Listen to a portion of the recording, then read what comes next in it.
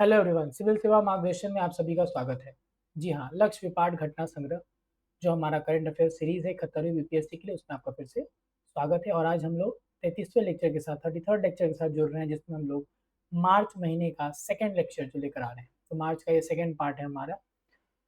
अगर हम लोग इसके डिस्कशन की शुरुआत करें तो पहला जो न्यूज़ हमारा नेशनल न्यूज़ है वो है कि 175th फाउंडेशन डे जो है वो जियोलॉजिकल सर्वे ऑफ इंडिया का भी हाल ही में कॉमेमोरेट किया गया। और कोल और माइंस मंत्रालय जो होल्ड कर रहे हैं जी किशन रेड्डी, उन्होंने इसको इनॉग्रेट किया। ठीक है, 4 मार्च को ये। तो 4 मार्च 1851 को अगर आप देखेंगे तो थॉमस ओल्डहैम के द्वारा ये जियोलॉजिकल सर्वे ऑफ इंडिया का स्थापना किया गया था। इसका हेडक्वार्टर्स कोलकाता में है। कहाँ पे है? कोलकाता में। और इसी क्या कहते हैं, इस इवेंट के दौरान जियो हेरिटेज मोबाइल ऐप, भू विरासत और फील्ड डेटा एक्विजिशन ऐप जो है वो लॉन्च किया गया मंत्री के द्वारा। ठीक है, नेक्स्ट है हमारा tentative list for UNESCO recognition. तो यूनेस्को की जो लिस्ट है, जो उसका टेंटेटिव लिस्ट की, इसमें कौन कौन से साइट्स जो हैं वो और इसमें आने की ज़रूरत है, तो उसकी जब हम बात करते हैं तो ये टेंटेटिव लिस्ट में अगर आप देखोगे तो 6 नई प्रॉपर्टीज जो है इस लिस्ट में ऐड हुई हैं। और वो हैं Kanger valley national park Chhattisgarh. कौन सा? Kanger valley national park Chhattisgarh. Mudumal megalithic menhirs Telangana. Ashokan edict site जो अलग अलग राज्यों में है। और 64 योगिनी। फिर टेम्पल्स मल्टीपल स्टेट्स में, जो 64 योगिनी टेम्पल जो मल्टीपल स्टेट्स में है। फिर गुप्ता टेम्पल्स कहाँ का? नॉर्थ इंडिया का। फिर पैलेस और फोर्ट्रेस किसका? बुंदेलास के, जो एमपी और यूपी में एक्सटेंड करते हैं। तो इन सारे साइट्स को, ये सारे के सारे 6 साइट्स को जो है किसमें? यूनेस्को की टेंटेटिव लिस्ट में रखा गया है। और अभी इसी के साथ भारत का 62 साइट जो है वो यूनेस्को की टेंटेटिव लिस्ट में जा चुका है। ये 6 साइट्स फिर से देख लीजिए। Kanger valley national park Chhattisgarh, Mudumal megalithic menhirs Telangana, Ashokan edict site जो मल्टीपल राज्यों में है, 64 योगिनी टेम्पल ये भी अलग अलग राज्यों में है, गुप्ता टेम्पल नॉर्थ इंडिया का, और पैलेस और फोर्ट्रेस बुंदेलास का जो एमपी और यूपी में है उनका। ठीक है, इंटरनेशनल न्यूज की बात करें तो कोalition ऑफ द विलिंग समिट। तो कोalition ऑफ द विलिंग समिट जो है वो हाल ही में अभी पेरिस में हुआ। क्वेश्चन आपसे ऐसे पूछ देगा ये किस चीज के लिए था। तो ये जो समिट है ये यूरोपियन, अगर आप देखेंगे तो यूरोपियन जो भी कंट्रीज मिलकर यूक्रेन को सपोर्ट करना चाहते हैं, सिक्योरिटी गारंटीज देना चाहते हैं किसको? यूक्रेन को, ताकि पीस नेगोशिएशन रशिया के साथ हो सके। इसी के लिए एक समिट पेरिस में कराया गया। इसका नाम था collision of the willing summit. जो भी चाहते हैं, जो भी इच्छुक है, उनका एक कोलिशन। ठीक है, किसके लिए? यूक्रेन को सिक्योरिटी गारंटीज देने के लिए। मिशन 300 देखिए इंपॉर्टेंट है, पूछ सकता है एग्जाम में कि मिशन 300 के बारे में बताइए। तो मिशन 300 की अगर बात करेंगे तो ये एक ज्वाइंट इनिशिएटिव है वर्ल्ड बैंक का और अफ्रीकन डेवलपमेंट बैंक का, और भी कुछ छोटे छोटे पार्टनर्स है, रीजनल पार्टनर्स है। पर्पस जान लीजिए, वो इंपॉर्टेंट है। तो ये world bank, African development bank और बाकी जो पार्टनर्स है वो मिलकर चाहते हैं कि इलेक्ट्रिसिटी, बिजली का एक्सेस जो है 300 मिलियन लोगों को सब सहारन अफ्रीका में पहुंचाए 2030 तक। सो बिजली का एक्सेस देने के लिए 300 मिलियन लोगों के लिए मिशन 300 लॉन्च किया गया है। कहाँ पे? सब सहारन अफ्रीका के। बिहार स्पेसिफिक की बात करें तो बिहार जो है डिजिटेक अवार्ड 2025 का हुआ, उसमें बिहार को 2 इन स्कीम जो है उसको आपको रिकॉग्नाइज किया गया, उसको अवार्ड मिला। एक स्कीम हमने कल के लेक्चर में कवर कर लिया था। तो बिहार कृषि ऐप और स्मार्ट प्रीपेड इलेक्ट्रिसिटी मीटर जो है, इनके लिए हमको अवार्ड दिया गया। तो बिहार कृषि ऐप को हम लोग कल डिस्कस किए थे। बिहार को गोल्ड अवार्ड दिया गया इन दोनों स्कीम के सक्सेसफुल इम्प्लीमेंटेशन के लिए। अब बात करें स्मार्ट प्रीपेड इलेक्ट्रिसिटी मीटर्स की, तो ये बिहार का state power holding company limited, अगर आप देखेंगे BSPHCL जो है, उसके लिए इसको रिकॉग्नाइज किया गया कि इसने डिजिटल ट्रांसफॉर्मेशन लीडर का, अगर आप देखोगे तो ये टैग दिया गया, क्योंकि ये स्मार्ट प्रीपेड इलेक्ट्रिसिटी मीटर जो है वो पूरे बिहार में रोल आउट करने का जो इनिशिएटिव लिया गया, और इसके लिए इनको ये अवार्ड दिया, क्योंकि इसका बहुत स्मूथ इम्प्लीमेंटेशन देखने को मिल रहा है। इसका जो स्टेट की तरफ से एंट्री था उसका टाइटल रखा गया था Bihar proud torch bearer of universal smart prepaid metering for the nation, और इसीलिए इसको सबसे अच्छा कैटेगरी में अवार्ड भी मिला, बेस्ट इन द कैटेगरी। ठीक है, देन बिहार में एक टास्क फोर्स बनाया गया चाइल्ड मैरिज को खत्म करने के लिए। तो चीफ सेक्रेटरी अमृत लाल मीना के चेयरमैनशिप पे एक टास्क फोर्स बनाया गया बिहार सरकार के द्वारा, जो चाइल्ड मैरिज को खत्म करने के लिए लाया गया। इस टास्क फोर्स को क्या क्या जिम्मेदारी दी गई है? तो ये पुलिस और लोकल अथॉरिटीज को गाइड करेंगे क्या करने में? Taking preventive action against child marriages. दूसरा, स्ट्रिक्ट और टाइमली हैंडलिंग जो केसेस का prohibition of child marriage act के अंदर वो इंश्योर कराना। जो child marriage prohibition officers appoint होते हैं और जो स्पेशल जुवेनाइल पुलिस यूनिट है, इन दोनों के बीच में कोऑर्डिनेशन इंश्योर करना, ये सारा का सारा जिम्मेदारी इस पर्टिकुलर टास्क फोर्स का रहेगा। ठीक है। ग्लोबल टेररिज्म इंडेक्स, तो मिसलेनियस पार्ट में पहला न्यूज है ग्लोबल टेररिज्म इंडेक्स 2025 का। ये institute of economics and peace IEP जो है उसके द्वारा लॉन्च किया जाता है और ये 163 कंट्री को टोटल कंप्राइज करता है, जिसको कि दुनिया का 99.7% पॉपुलेशन जहां रहता है। ये रिपोर्ट टेररिज्म को मेजर करता है किस चीज के बेसिस पे, तो कितने अटैक्स हुए, कितने डेथ्स हुए, कितने इंजरीज हुई, कितने हॉस्टेजेस थे और ओवरऑल क्या इम्पैक्ट पड़ा उसके ऊपर।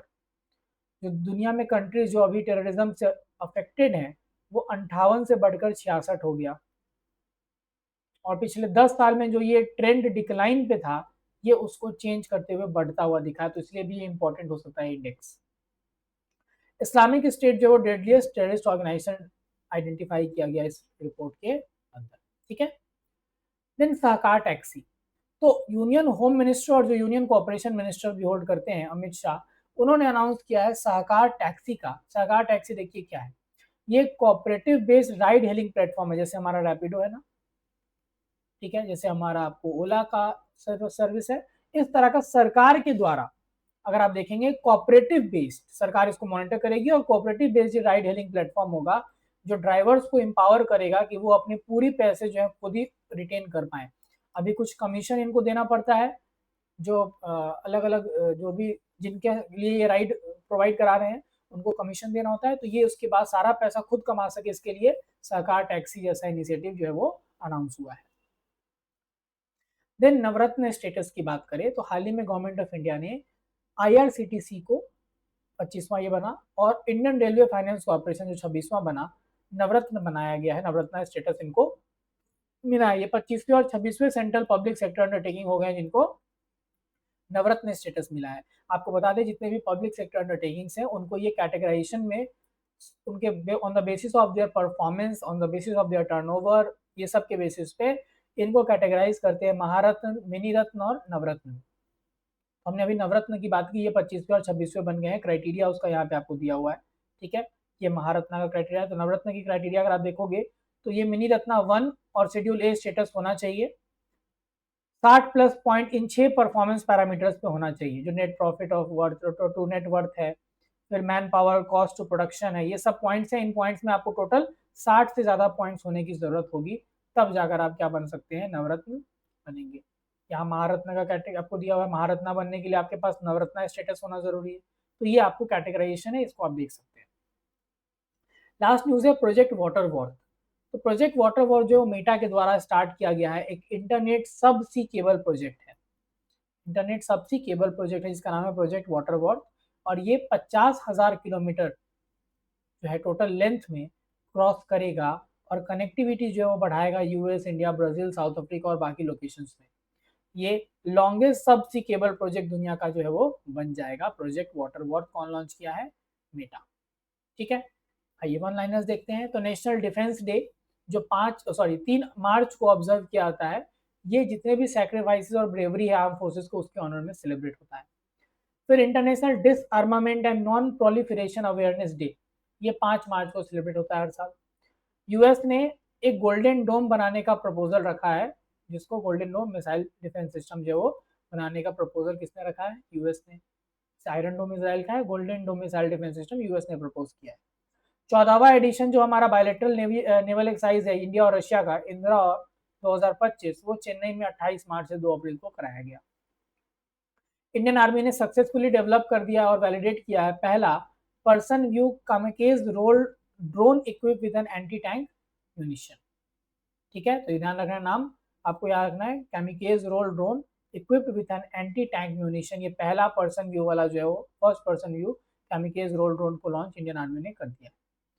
आरबीआई को अवार्ड दिया गया डिजिटल ट्रांसफॉर्मेशन अवार्ड 2025 का by central banking London for its successful implementation of in house digital initiatives like Pravaah and Sarthi. ठीक है, जय शाह जो चेयरमैन है इंटरनेशनल क्रिकेट काउंसिल के, उनको icon of excellence at the Forbes India leadership award से नवाजा गया। प्राइम मिनिस्टर नरेंद्र मोदी को honorary order of freedom of Barbados दिया गया for his leadership during covid pandemic. ठीक है, साथ ही साथ एक और न्यूज यहाँ पे है कि पवित्र मार्गेरिटा जो है उनको उन्होंने इस एक्सेप्ट को मतलब इस अवार्ड को एक्सेप्ट किया on the behalf of prime minister in Bridgetown. Jayashree Venkatesan जो केयर अर्थ ट्रस्ट के फाउंडर है, इसको आपको बताया हमने, कल न्यूज भी डिस्कस किया था कि पहले इंडियन जिनको ये रामसर अवार्ड मिला है वेटलैंड वाइज यूज के लिए। Chiranjeevi was honored with the lifetime achievement award by a London based think tank Bridge India at the UK's House of Commons। ठीक है, चलिए क्वेश्चंस पे आते हैं। In recognition of the contribution to classical Ayurvedic literature and traditional therapeutic practices, national Dhanvantari Ayurveda awards, ये कल हमने D news में भी डिस्कस हमने किया हुआ है, ये 2025 का 3 लोगों को दिया गया, ताराचंद शर्मा, मायाराम उनियाल और समीर गोविंद जमदाग्नि। एक रिसेंट रिपोर्ट जारी किया गया है becoming a high income economy in a generation, जो कि कहीं ना कहीं इमर्जिंग इकोनॉमीज के द्वारा जो फिस्कल रिफॉर्म्स है उसको आउटलाइन करता है। ये किसके द्वारा ये डॉक्यूमेंट जारी किया गया? ये वर्ल्ड बैंक के द्वारा जारी किया गया। किस मंत्रालय ने कौन सा मंत्रालय है जो एडमिनिस्ट्रेटिव कंट्रोल एक्सरसाइज करता है बॉर्डर रोड ऑर्गेनाइजेशन के ऊपर? तो ये है डिफेंस मिनिस्ट्री। परधी कम्युनिटी जो हिस्टोरिकली नोमैडिक और ट्राइब्स में से का पार्ट है, उनको सोशल मार्जिनलाइजेशन अभी फेस करना पड़ रहा है। ये किस राज्य में प्रीडोमिनेटली पाए रहते हैं? तो ये महाराष्ट्र और मध्य प्रदेश में। In response to rising mental health concern, जो राइजिंग मेंटल हेल्थ कंसर्न है स्टूडेंट्स के बीच में, उसके रिस्पॉन्स में with respect to the coaching hubs की हम बात करें, कोटा केयर्स इनिशिएटिव जो है वो लॉन्च किया गया है। किसके द्वारा? राजस्थान के द्वारा। Claiming the title at the Chhattisgarh open golf championship, किस इंडियन गोल्फर ने अपना डोमिनेंस नेशनल सर्किट में दिखाया है? तो शौर्य भट्टाचार्य को ये चैंपियनशिप ये जीते हैं। बोरिस स्पैस्की, जिनकी डेथ जो है एक बहुत इंटेलेक्चुअल स्पोर्ट्स का जो एरा था उसका खात्मा को की ओर लेकर जा रहा है, वो किस डिसिप्लिन में फेमस प्लेयर थे? तो वो चेस के बहुत ही फेमस प्लेयर थे। अंडर द मिस्टी इनिशिएटिव जो कोस्टल इकोसिस्टम को रिस्टोर करने के लिए लॉन्च किया गया है, किस राज्य को अगर आप देखेंगे कि फ्रंट रनर माना जा रहा है मैंग्रोव एफोरेस्टेशन के लिए? तो ये है Gujarat. To promote awareness regarding marine ecosystem and carbon sequestration, world sea grass day किस दिन सेलिब्रेट होता है? तो वर्ल्ड सी ग्रास डे जो है वो 1 मार्च को सेलिब्रेट होता है। और last, a significant breakthrough in photonic application has been achieve by which Indian institute? तो ये सेंस बेंगलुरु जो है हमारा centre of nano and soft matter sciences, उसके द्वारा ये लॉन्च किया गया है। तो ये हमारा आज का डिस्कशन था। कल हम लोग मार्च के तीसरे पार्ट के साथ फिर आपके साथ जुड़ेंगे। Thank you.